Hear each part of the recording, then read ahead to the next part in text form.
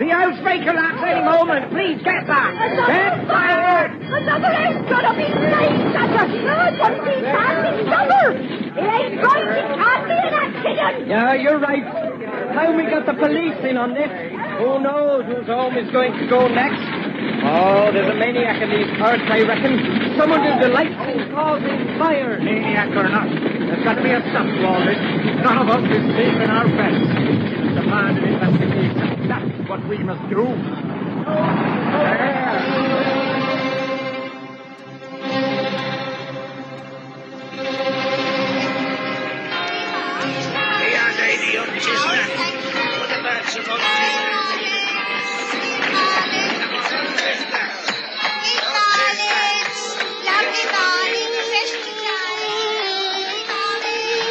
We present the stories of Sherlock Holmes.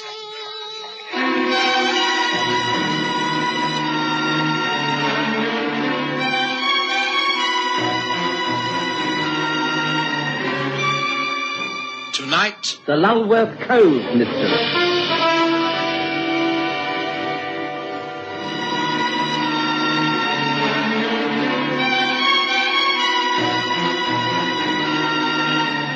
The summer of 1895 was a particularly hot one by English standards.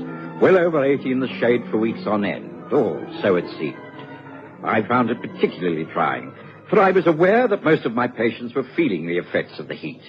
Those with serious complaints were enfeebled by long hours of perspiring in bed, and others had their minor troubles aggravated by the bad tempers of their families. I was fairly irritable myself when one day I returned to Baker Street to find Holmes sharing a cool jug of lemonade with a young gentleman I'd not met before. Ah, Watson, come in, my dear fellow. You must be exhausted. Put your feet up. Have a glass of cold lemonade. Meet young Inspector Gavin. Oh, how do you do, Inspector? It's a great pleasure to meet you, Dr. Watson. I've heard so much about you, of course. Gavin is from Dorset. I knew his father. He was at Scotland Yard, and Gavin's determined to follow in his footsteps. A long way to go yet, Mr. Holmes. I've only just been made inspector, and trust my luck, I've been landed with an almost impossible task. Yes, you were just about to tell me about it when Watson arrived. Take the lemonade, Watson. It really is most refreshing. Oh, thank you. This is... Do speak freely in front of Watson. He's been by my side through more cases than I care to remember. Now tell us, what is it that's troubling you? Well, as you know, I'm attached to headquarters in Dorchester, and we receive reports of all cases that happen along the coast of Dorset. Recently, our attention has been drawn to a series of fires at Lulworth Cove. Actually, it's a fairly small, closed community. There are a string of summer cottages that are shut up during the winter months and open up on holidays and during the summer by their owners or guests who rent them. Well, about a year ago, one of these summer cottages was burned to the ground. No one was able to find a specific cause for the fire. In the end, it was thought that a tramp had broken into the place and somehow caused the blaze. Is that what the owner thought? Did he claim insurance? Yes, it was a very modest amount.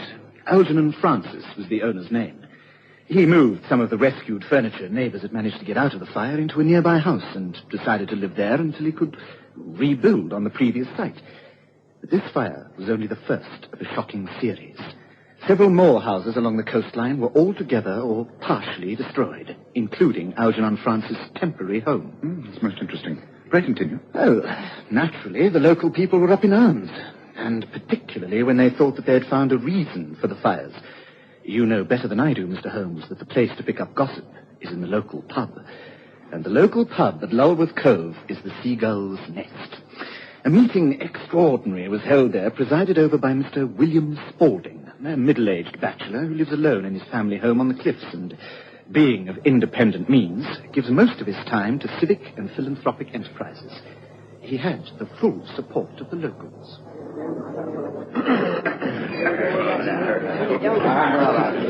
It must be clear to everyone that all of these fires cannot have been caused by accident. You're right, yes, very clear. The incidents are assuming the proportions of a social disaster. Why are these fires occurring?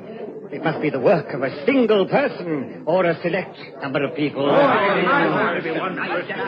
there is another reason for setting fire to a house. It can't be insurance, as it applies to too many owners and their insurance companies. If it's the work of a madman, then it don't need no reason, do it? Yeah. But there is evidence that certain items of value have not been found after the fire. Articles of value, paintings, furniture, and family silver had not been recovered. Now, supposing the fires were simply a cover-up for important burglaries, how about that? What can we do about it? We must take prompt measures against any repetition of these dastardly crimes. I suggest a citizens' emergency committee. Guards to be posted at various points. A patrol system in direct touch with the police. Splendid idea. Spaulding must be the chairman of the committee, of course. I second that. Let's form the committee straight away. I don't mind, yes. So, Spaulding was elected and immediately made application to Dorchester for help. I was sent down and made inquiries. But quite honestly, Mr. Holmes, I'm baffled. Nothing else has happened. By that, I mean that there have been no new fires. But the place has turned into a village of suspicion. Neighbor is turning against neighbor, friend against friend. It's becoming a place of locked doors, drawn curtains, and whispered suspicion. Yes, I can understand that. The fact is that I am now known in the district. And wherever I go, people are so cautious that I can get nowhere. I was wondering if you and Dr. Watson wouldn't consider taking a few days off and coming down to Dorset. You could stay at the Seagull's Nest and, well, perhaps pick up a few clues that may help me. I'm anxious to prove myself for this case. Anything you advise will be of great value. Well, I do admit that the problem is an intriguing one. Naturally, you feel the pyromaniac is a local man. I beg your pardon? The pyromaniac. The person who causes fires. The arsonist. Oh, yes, must be local. Otherwise, how would he know what was of value in these houses? Right. Well, Watson, what do you say? Well, I'd very much like a few days off down by the sea, especially to get out of London in this heat. I shan't have much to attend to over the weekend. Yes, I'm all for it. That's good. Then our answer is yes. We shall be delighted to stay at the Seagull's Nest if we can get in there. Oh, I'll see to that. I'll have a word with Adam Geary. He's the landlord. Nice enough old fellow, but crippled with rheumatism and gets about in a wheelchair.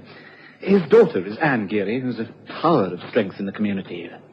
And there is a third member of the household in that pub. His name is Pat Boyce, and I'm very much afraid that he's the fly in the ointment, as it were. Oh, in what way? Well, I suppose every English country village is supposed to have one. He's a bit simple-like, weak in the head, the village idiot. He can't speak all that well. He never makes much sense. Anne can look after him, and she can get things out of him, but no one else can. Of course, you can imagine that lots of the locals think he is the cause of all the trouble. The pyromaniac, as you call him. Do you think that, Gavin? No, I don't. But, well, you come down and make up your own mind, Mr. Holmes. Shall I make a definite booking for you? 2 days later, we were down in Longworth Cove, Dorset. The weather was still hot and the skies cloudless, but the sea breezes were wonderful, and the Gull's Nest a most entrancing old inn. Adam Geary and his daughter Anne made us most welcome, and of course, it wasn't long before the mystery of the outbreak of the fires was discussed. All is quiet at the moment, of course, but there's many who thinks it's just the lull before the storm. Oh, no, Dad, that's no way to think about it. Rather say that the precautions that we've been taking have had the desired effect. Mr. Spaulding has done a wonderful job of the organisation. Every citizen who belongs knows exactly where he or she has got to be when they go on duty. I'm sure it's having the desired effect. But if this man who caused the fires is in some way mentally unbalanced, then surely he must be apprehended, regardless of whether there are more outbreaks or not. Ah, that's what I said. Well, that's the work of the police. We're just protecting our own homes. And perhaps it'll stop now. Oh, damage has still been done. Well, imagine what it'd be like if this pub were to catch fire. Me in this stern wheelchair, unable to get out. Oh, no, that's enough, Dad. Why must you always look on the black side? Oh, have you had sufficient, Mr. Holmes? Dr. Watson? If so, then I'll be clearing away. Oh, would you like another helping? Oh, an excellent supper. Thank you, Anne. No more for me. Thank you. It was splendid. My God, darling boy, how many times I told you not to burst into a private parlour like that, eh? Oh, now, calm down, Pat. Be quiet now. Don't try to sleep. Just be quiet. That's it. Now, these are two new guests staying here at the inn. This is Mr. Sherlock Holmes, and this is Dr. Watson. Now, you will smile and touch your cap whenever you see them. You do so now. Good evening, Patrick. Good evening. Oh, get him out of here, Anne. You're embarrassing our guest. Get him out. Please, not at all. As a medical man, I'm used to dealing with all kinds of people like this. The main thing is that these people are not to be frightened. Now, just ask him to sit down. Oh, how very pleased I am to hear you say that, Dr. Watson. The people here don't understand, Pat. They think because he's slow that he doesn't understand. But he's brighter than anyone thinks. Now sit down, Patrick. If there's anything to tell me, you'll do so better if you sit quietly first. Oh, gracious. Now what? Inspector Gavin, believe it or not. Adam, man, come on, there's another fire. A cottage up on the far side of the cove. The light all over. Come on, everyone. We need every hand on the job. I can hardly describe the scene near the beach at Longworth Cove. By the time we reached the burning cottage, half the local population was there. The fire had got a good hold, but a bucket chain was formed, and it was soon brought under control. Men rushed to and fro, helping to salvage furniture and valuables from the rooms. Eventually, the fire brigade moved us all away, and tired and exhausted, our clothes and bodies covered with ash and water, we realized our task was over. Holmes was able to ask a few questions. Anyone know who raised the alarm, the first to see the flames? I did. I can see this place clear enough from my cottage across there. First, I thought it was the sunset reflected in the windows. Then I realized it was a fire inside the front room. I came on over to confirm this. There was no one about? Didn't see anyone. Then that young simpleton Pat Royce came down from behind the cliff. I sent him to raise the alarm in the main village while I got the neighbors out. We've been working like slaves ever since. Who does the place belong to? A friend of mine, Major Higgins. He's away up north at the moment. I'll have to send him a wire first thing in the morning. Oh, it's a sorry mess. No mistake. I agree. You've done an excellent job of work. What is your name, by the way? Hall, Alex Hall. Well, perhaps you'd like to call in at the Seagull's Rest for a pint of beer, Mr. Hall. I'd be very pleased to send you a drink. And I'd be very pleased to accept one. Give me half an hour to clean myself up and I'll be over. The bar trade at the Seagull's Nest was extremely busy that evening.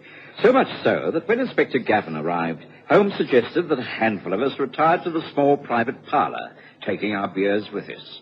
It was there that the questioning continued. I take it that quite a lot of Major Higgins' furniture and valuables have been saved. Yes, thank goodness. Poor man. Only been away a couple of days. It was well planned, all right. No one on duty at that time of the afternoon. Oh, wicked shame. Something's got to be done. You seem to be making no progress at all, Inspector. We're supposing to have been here with me in my wheelchair. We're doing our best, Mr. Geary. That's right. That's enough of that, Dad. Let's concentrate upon what has happened, not what might happen. The thing is that I know now that it's definitely a planned fire to cover for a robbery. How do you know that, Mr. Hall? Because I know the Major's house. I know that he has a large grandfather clock in his sitting room. Well, I was one of the first to get into the place when the fire started. The clock wasn't there. It had been stolen before the place was set alight. Well, that's a valuable clue. You're sure of this? Of course I'm sure. It has the most distinctive chime. A very fine piece of work. And it wasn't there. That's most interesting. I imagine a grandfather clock is not an easy thing to steal. Mr. Spaulding, do come in. I heard you'd all gathered here. I feel it's my duty as chairman of the Citizens Emergency Committee to demand that you question the boy, Pat Royce, Inspector. Pat? What for? Well, it's clear that he's involved in some way. He's always around on the scene of these fires before anyone else. The poor lad is soft in the head and probably doesn't know what he's doing. Dr. Watson here's a medical man, and he will bear me out when I say that many deranged people are fascinated by fire. It's a known fact. Well, I don't know that I can agree with that, Mr. And I most Spaulding. certainly cannot. I'm surprised at you, William, I really am. Just because Pat's back wouldn't can't answer for himself, you naturally pick on him. It's grossly unfair. Now, Annie, we must face facts. We really must. Oh, it's no use, Inspector, trying to get the news out of Pat. You know how frightened he gets. The fire's scared him. He won't be able to talk, even to me, for some time. If there's any questioning to do, I think I should do it. But please don't disturb him tonight. It's up to you, Inspector, but the folk in these parts have had enough. If they do find the person responsible, then I won't answer for their actions. There could be a lynching. Tempers are that high. There will be nothing of the kind, and I refuse to be pushed into making irresponsible accusations. I shall conduct this investigation in my own way, methodically and as thoroughly as possible. It will mean personal interviews with everyone concerned, alone. I think mass meetings only stir up hysteria. Now, Having said that, I should like to start with you, Miss Geary. Will everyone else please return to the bar? I shall call you all in turn. You and Dr. Watson will stay, won't you, Mr. Holmes?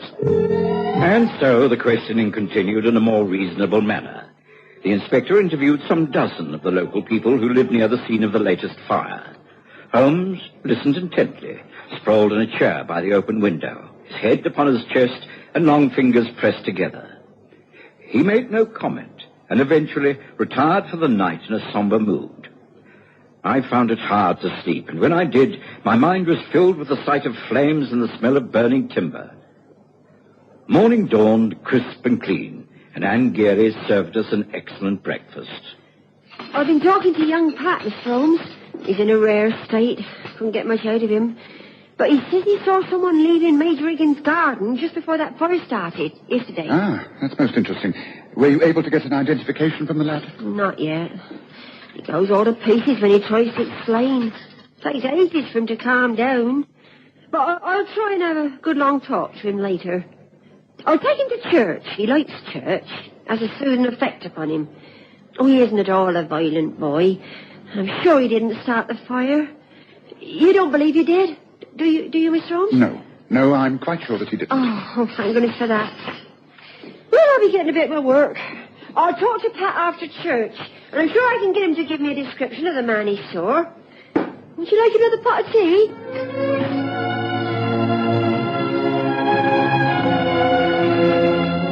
Holmes and I spent a pleasant morning walking along the seashore. As we returned, we passed the church and noticed Anne Geary talking to a group of her friends. Pat Boyce, neatly dressed, stood respectfully to one side. Later, they walked off in opposite directions. Anne wasn't present at lunch. And it was late afternoon, while we were smoking our pipes in the back garden of the inn, before we saw Pat Boyce again. He suddenly appeared in the most terrible state of excitement, crying and stuttering and throwing his arms about. Oh, gracious, what is it? What's happened, Pat? Now, calm down, my boy. He's trying to tell us something. He's pointing over there across the field. Wasn't there something seriously wrong? This boy's in a dreadful state. Let him take us over there. Convince him that we will follow him. I did my best. Pat seemed to understand and ran ahead, pausing and pointing and waving while we hurried after him. Some half-mile across the fields, he stopped and pointed to a disused shed. He refused to go near. When Holmes and I entered...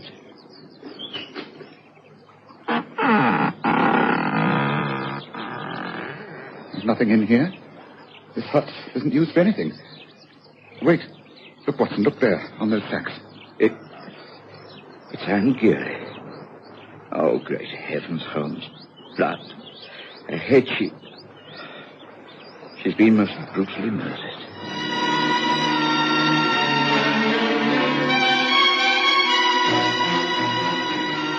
News spread over the district at lightning speed. The whole of Longworth Cove was in a state of panic, and people streamed towards the police station. Inspector Gavin called for more men from Dorchester and Weymouth. There was a general clamour for the arrest of Pat Boyce, but Holmes would have none of it. It's clear to me, Gavin, that Anne was murdered by the arsonist. Now, young Pat is not responsible for those fires. To start with, he hasn't the natural guile or intelligence to work out when to start the fires and be unobserved. Added to that, there is proof that they were intended to disguise a burglary. Pat Boyce could never steal valuable property and hope to dispose of it. No. The answer does not lie with him. Then who is responsible, Holmes? And why was Anne Geary killed? She was killed because she got part of the truth out of young Pat. And the arsonist became aware that she knew too much. Yes, I think it's time we had another talk to the man Alex Hall, Gavin. Perhaps you can arrange for him to visit Mr. Spaulding's home and talk there. Shall we say it just before 8 this evening? Can you organise that, Gavin? Inspector Gavin was able to organise the meeting. I think we were all surprised, including William Spaulding. But he made us very welcome. Well, gentlemen, this is a great pleasure. You knew her well, didn't you, Mr. Hall? Not as well as I should have liked. She was in love with someone else. She told me so. I don't know who it was. Perhaps you can tell us, Mr. Spaulding. Me? Why, no, of course not. I liked the woman, but there was no... Wait a moment. Listen. A clock striking. But I know that sound. The chimes, they're like the clock that belongs to Major Higgins. Where is it coming from? From above. A grandfather clock in an attic? Odd, don't you think? Care to show us the rest of your house, Mr. Spaulding? Every room, please. Look here, you've no right. Upstairs in an attic, they found many objects of value. Silver, fine old china, and pieces of period furniture, amongst which was the grandfather clock. Spaulding admitted to the thefts and to the crime of arson, but denied killing Anne Geary. But Holmes said... He will break down under cross-examination. He's clearly mentally disturbed. I suspected him the moment he took over the chairmanship of that committee. He was able then to know the exact movements of the fire guards. He was also clearly on intimate terms with Anne Geary. She was the only one who called him William, and he called her Annie. I think there'll be no more troubles in Lulworth Cove after this, thank goodness. Thanks to you, Mr. Holmes. Oh, no, I don't want my name mentioned at all. This is your first successful case, isn't it? Congratulations.